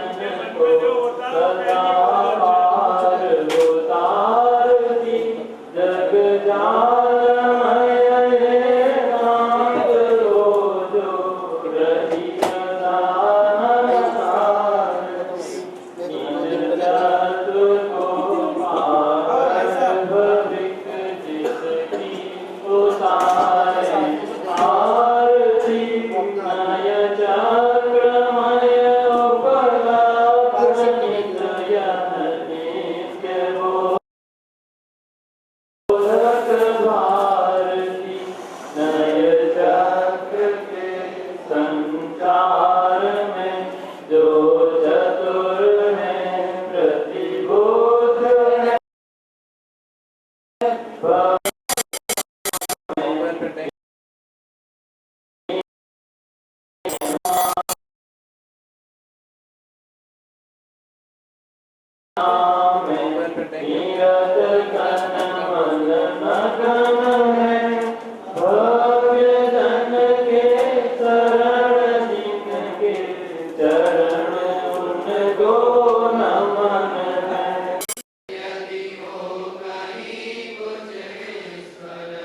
मानस शांत हों, जिनके गुणों के गान में वे वर्धमान महान जिन विचरे नमामि। इस समय सात परमागम है। आचार्य कुंद देव ने इसे 2000 वर्ष पहले इसी पवित्र भारत भूमि पर बनाया। इसकी गाथा 7वीं अपन को आरंभ करनी है। जो अगस्त का शिविर था उसमें 6वीं गाथा तक अपन आ गए थे और एक आध दिन थोड़ी बहुत चर्चा 7वीं गाथा की हुई है। तो इस 7वीं गाथा से बात आरंभ करनी है। समय सार जैन दर्शन की गीता है, एक जैनियों का कुरान है। कहने का आशय ये है कि जो महत्व गीता का दर्शन समाज में है अथवा जो महत्व कुरान का मुसलमानों के यहाँ है, वही महत्व जैनियों के यहाँ इस समय सार का है। समय सार परमागम में उस भगवान आत्मा की चर्चा है कि जिसके दर्शन का नाम सम्यक दर्शन है और जिसके जानने का नाम सम्यक ज्ञान है और जिसके ध्यान करने का नाम सम्यक चालक है। अब जिसे जानना है, जिसका ध्यान करना है, जिसमें अपनापन स्थापित करना है, तो उसे जाने बिना तो हमारा काम चलेगा नहीं। इस समय सार में उसी आत्मा का स्वरूप बताया गया है। इस जगत में जिसे आत्मा समझा जाता है उनका बहुत बड़ा पेटा है। इस समय सार वाली आत्मा से लेकर और हमारे पुण्य पाप कर्म के उदय से जो भी संयोग और संयोगी भाव हमें मिले हैं, हम किसी न किसी रूप में उन सबको भी आत्मा की मर्यादा में शामिल कर लेते हैं। जो आत्मा शब्द है ना संस्कृत का, वो अपनेपन के अर्थ में है। माने अकेला वो ज्ञान दर्शन स्वभावी आत्मा यही नहीं। ज्ञान दर्शन स्वभावी आत्मा तो सभी आत्मा है, लेकिन वो मेरे लिए सब वो जीव हैं और मेरा आत्मा मेरा जीव मेरे लिए आत्मा है। माने उस जीव के साथ में जो अपनापन जुड़ा है उसको बोलते हैं आत्मा। वैसे तो आप भाषा में देखेंगे तो कई जगह सब पुद्गलात्मक शब्द आता है ना, क्या मतलब हुआ? पुद्गल है आत्मा जिसकी, पुद्गल कोई आत्मा होता है, माने पुद्गल का अपना भाव, ये पुद्गलात्मक भाव है, माने पुद्गल के अपने भाव हैं। तो जो आत्मक शब्द जहाँ लगता है वो अपनेपन का द्योतक है। तो ये अज्ञानी जीव अपनेपन का विस्तार कहाँ तक करता है कि पुण्य पाप के उदय में जो जो संयोग हमें प्राप्त हुए हैं और जो जो संयोगी भाव हमें हुए हैं उन सबको अपने में शामिल करना चाहता है। जैसे स्त्री पुत्र मकान जायदाद नगर देश दुनिया ये सब, आप कहें क्या मतलब है? हमने कब माना कि हिंदुस्तान हमारा है? कि मानते हो ना, हमें गौरव नहीं है कि हम हिंदुस्तान जैसे महान देश के वासी हैं, ये हमारा देश है। तो ये हमें पुण्य के उदय से नहीं मिला है। किसी मिलेच्छ देश में हम पैदा हो गए होते, इराक में हो गए होते तो अभी तक ना मालूम मैं वहाँ क्या, हम होते ही नहीं। क्यों? तो हमारे पुण्य के योग से हम ऐसे पवित्र देश में पैदा हुए कि नहीं हुए? तो इसमें भी हमारे पुण्य का कुछ योगदान तो है ना। तो जहाँ जहाँ पुण्य के उदय से जो संयोग हमें मिले हैं उसमें हमें अपना करने की आदत है। तो लोक के व्यवहार में ये सब कहा ही जाता है।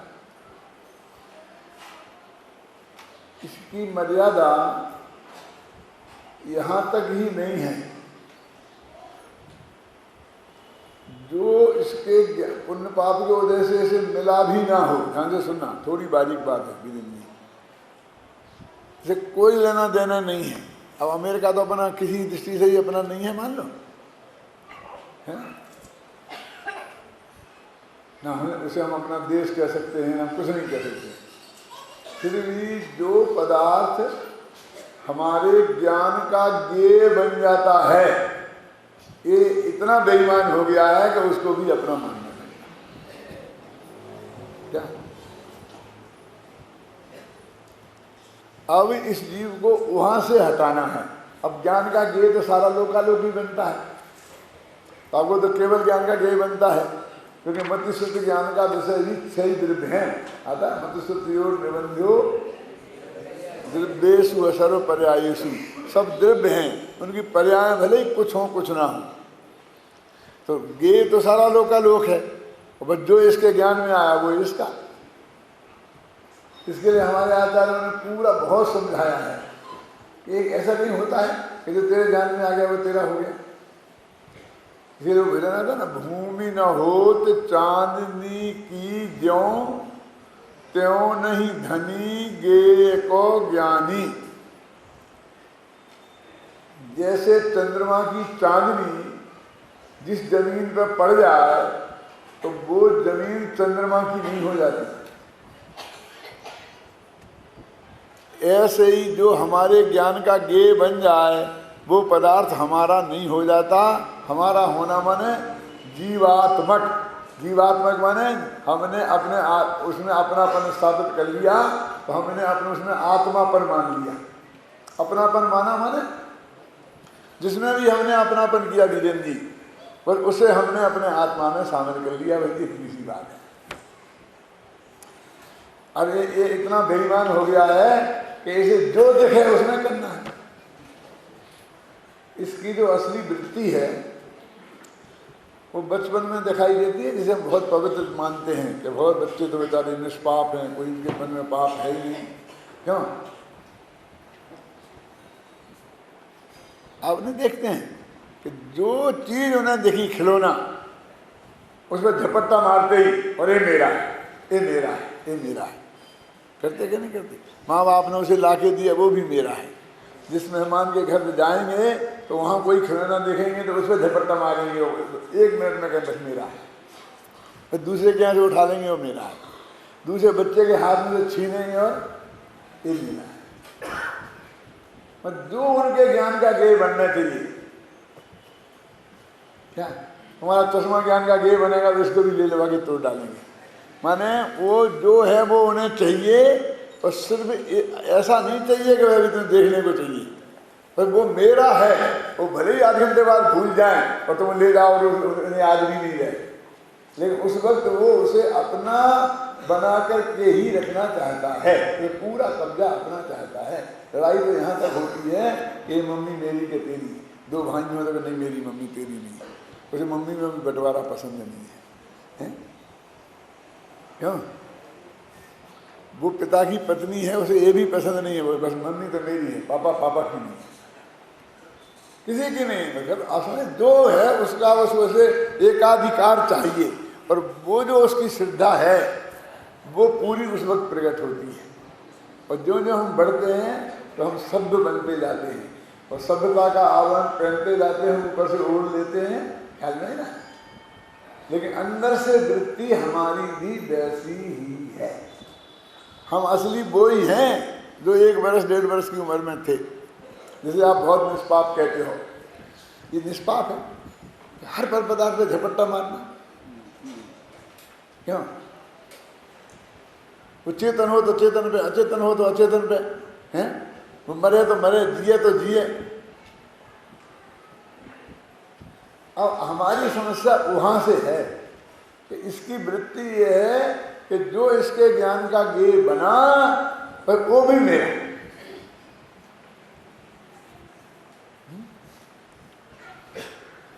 इस आदमी गाथा की मैं भूमिका पढ़ता हूँ, जो आपके पास एक किताब है ना, इसके पेज नंबर 20 पे सबसे नीचे की 3 गाथाएं, 3 पंक्तियां। अब यहाँ प्रश्न उपस्थित होता है कि पर के साथ का गेय ज्ञायक संबंध भी जब व्यवहार होने से अशुद्धि का जनक है, गेय ज्ञायक संबंध भी व्यवहार होने से अशुद्धि का जनक है। अब वो जो त्रिकाली ध्रुव भगवान हमारा आत्मा हमें मानना है, तो वो हमें कौन सा आत्मा? शुद्ध आत्मा। तो शुद्ध आत्मा 6वीं गाथा में ये कहा था ना कि वो अनुभव किया हुआ शुद्ध कहलाता है ना, क्या शब्द था वो? अनुभव में आता हुआ शुद्ध कहलाता है, शुद्धम इत्य अभिलप्यते, परद्रव्यों से भिन्न उपासित होता हुआ शुद्ध कहलाता है। तो वो उस आत्मा की उपासना की तब वो शुद्ध कहलाएगा, और वो ज्ञायक भाव है, वो शुद्ध भाव है, उस शुद्ध आत्मा की बात कर रहे हैं। तो वो कहते शुद्ध आत्मा में पर के साथ ये ज्ञायक संबंध है, तो ये भी अशुद्धि का जनक है, ये अशुद्धि पैदा हो गई, ये ज्ञायक संबंध भी अशुद्धि का जनक है। अरे क्यों है अशुद्धि का जनक? जानना तो आत्मा का स्वभाव है, और ज्ञेयों का स्वभाव भी जानने में आना है।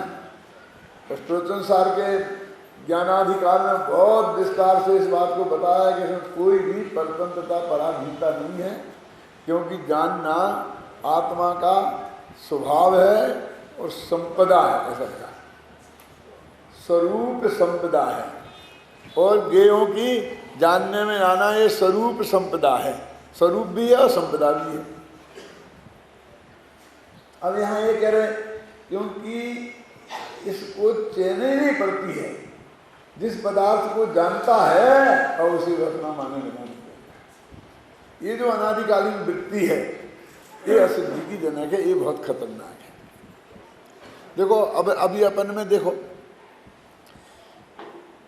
अपने अंदर वो जांच करके देखना, कोई भी पदार्थ हमारे ज्ञान का गेय बना। एक बढ़िया एक घड़ी हमारे यहाँ देखी, हमें दिखाई दी हमारे लिए, तो एकदम बोलेंगे किसकी है? घड़ी घड़ी की है, घड़ी किसकी है, तेरे को क्या लेना देना? यानी मतलब उसमें अपना और परायेपन का भेद वो उसी वक्त करना चाहता है, 1 सेकंड उसे चैन नहीं पड़ेगा। क्या यदि कोई की नहीं हो तो फिर मैं कब्जा कर लूं? इसकी है से तेरे को प्रयोजन क्या है? और फिर अगले ही क्षण है तो बहुत अच्छी। अब समझे ना, अब पहला हमला किया मोह ने, मिथ्यात्व ने, और दूसरा हमला किया रागद्वेष ने, चारित्र मोह ने। पहला किया दर्शन मोह ने कि किसकी है, और दूसरा हमला किया चारित्र मोह ने कि ये अच्छी है कि बुरी है। तो किसने पूछी कि अच्छी है कि बुरी है? करते कि नहीं करते?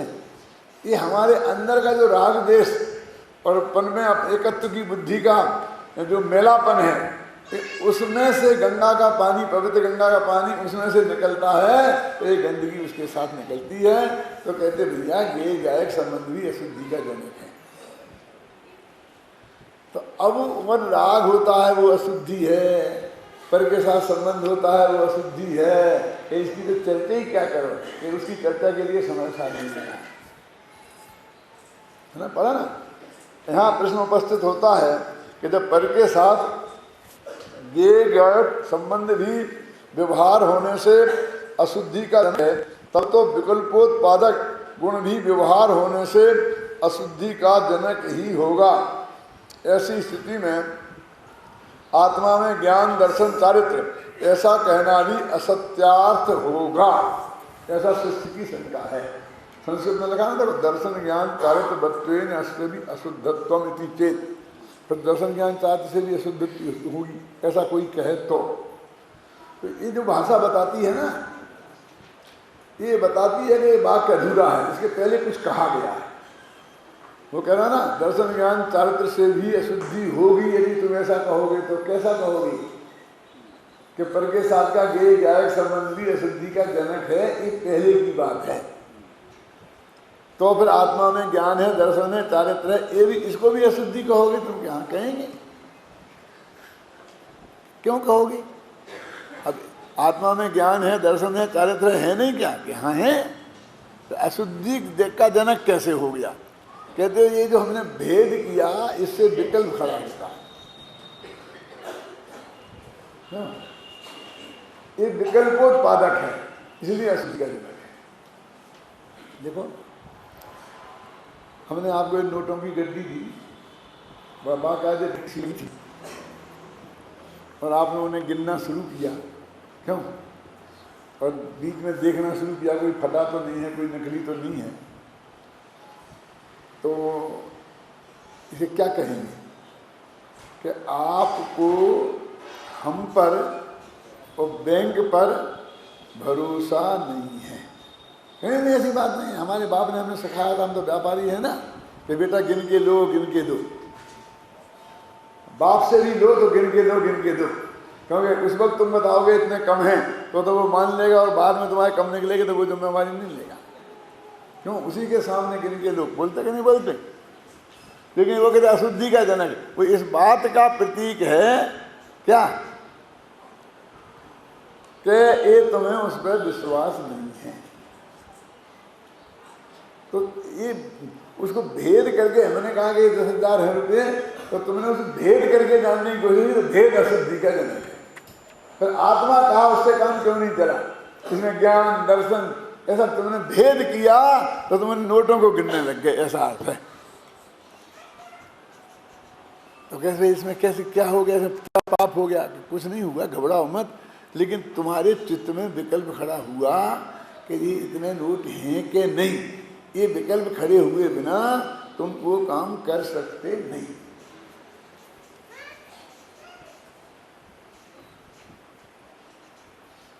बैंक वाले गड्डियां बना बना कर और उसमें बराबर सील बंद करके क्यों बिरंदी क्यों रखते हैं? क्योंकि यदि वो सील बंद करके नहीं रखे तो हर दफे कितने कितने गिने, फिर कम हो जाए, फिर ज़्यादा हो जाए, ऐसे हो जाए तो एक दफे होगा तो अब गड्डियां गिन लेंगे। तो वो कहते हैं कि ये चीज़ कि तुमने अंदर की डिटेल जानने की कोशिश की, तो इसका मतलब है कि तुम्हारे चित्त में विकल्प की उत्पत्ति हुई, और बस वो विकल्प की उत्पत्ति होना वो अशुद्धि है। क्यों? आत्मा की अनुभूति निर्विकल्प अवस्था में होती है। हमारा क्रोध आप उसके हम बेईमान, हम आपके बेईमानी की बात नहीं है। वो कहता आप बेईमान हैं ये नहीं कहते हैं, लेकिन मेरे को बस गिनने की आदत है। गिनने की आदत क्या है कि मेरे किसी से भी लेना वो मेरे दिमाग ऐसा बना हुआ है कि मैं किसी पर भी विश्वास नहीं करना। क्या? हमने तो जन्म से यही सीखा है अपने माँ बाप से, हमने सब ये सीखा है गिन के लेना, गिन के देना बराबर। मैं ठाकुर जी को ठाकुर जी तो नहीं देखो मैं जेब में, पहले गिनो गिनो, मेरे सामने गिनो। अकेले लेने वाले के चित्त में नहीं, देने वाले के चित्त में भी ये है कि ये झगड़ा आदि निपटना चाहिए। कहीं ये 2 महीने बाद छापाजी कर लेंगे, इसमें 3 नोट कम निकले थे 100-100 के, तो क्या होगा? समझ गए ना? मैंने लेने वाले को नहीं, देने वाले को भी है। तो ये सब विकल्प माने चित्त में एक अशांति पैदा करते हैं। विकल्प माने एक अशांति एक टाइप की। तो विकल्पात्रोध होने से एक ज्ञान दर्शन चारित्र ये भी अशुद्धि है। अभी आप कल्पना करो कि अपन तो आत्मा में काय को अशुद्धि मानते हैं, अपने तो अगले नहाते नहाते ही शुद्ध हो जाते हैं। तो इतने शुद्ध हो जाते हैं नहाते ही, तो कोई छू ले तो हम उसे डंडा लेके मारने पे उतर जाते हैं। मैं पूजा को जा रहा हूँ, शुद्ध धोती कपड़े पहन के जा रहा हूँ, अब आपने छू लिया तो इतना गुस्सा आता है कि सवाल मेरा नहीं है, मैं तो द्वारा नहा लूंगा। लेकिन धोती दुपट्टा दूसरे कहाँ से आएंगे? अब इन्हें धोऊंगा तो घंटा 2 घंटा सूखने में लगेंगे, क्यों से दीदी कितनी दफे हो गए कि ये जो हमने घबराना नहीं, इसका मतलब ये नहीं कि शुद्ध धोती दुपट्टा पहनना और खूब छुआ-छूत करना, ऐसा मेरा मतलब नहीं है। मैं तो ये सिर्फ कहता हूँ कि अंदर में ये क्रोध नामक भंगी ने तेरे को छू लिया, उसका तेरे को कोई विचार नहीं आता है, तो उससे मेरे को अशुद्धि पैदा हुई। तो कपड़े से अशुद्धि पैदा होनी थी कि वो अशुद्धि तेरे क्रोध से। बिल्कुल ज्यादा खतरनाक अशुद्धि आत्मा के लिए कौन है?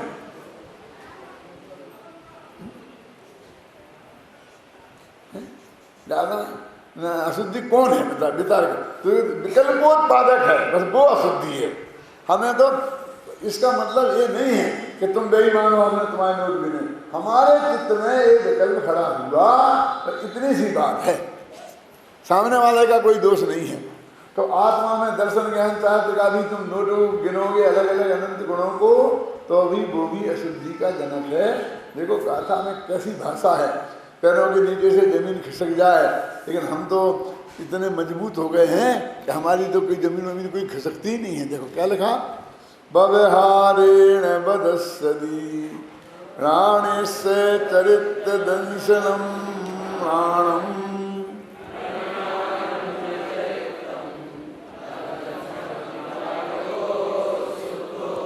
व्यवहार से कहते हैं कि आत्मा में ज्ञान है और दर्शन है और चारित्र है। निश्चय से विचार करो तो न आत्मा ज्ञान है, न दर्शन है, न चारित्र है।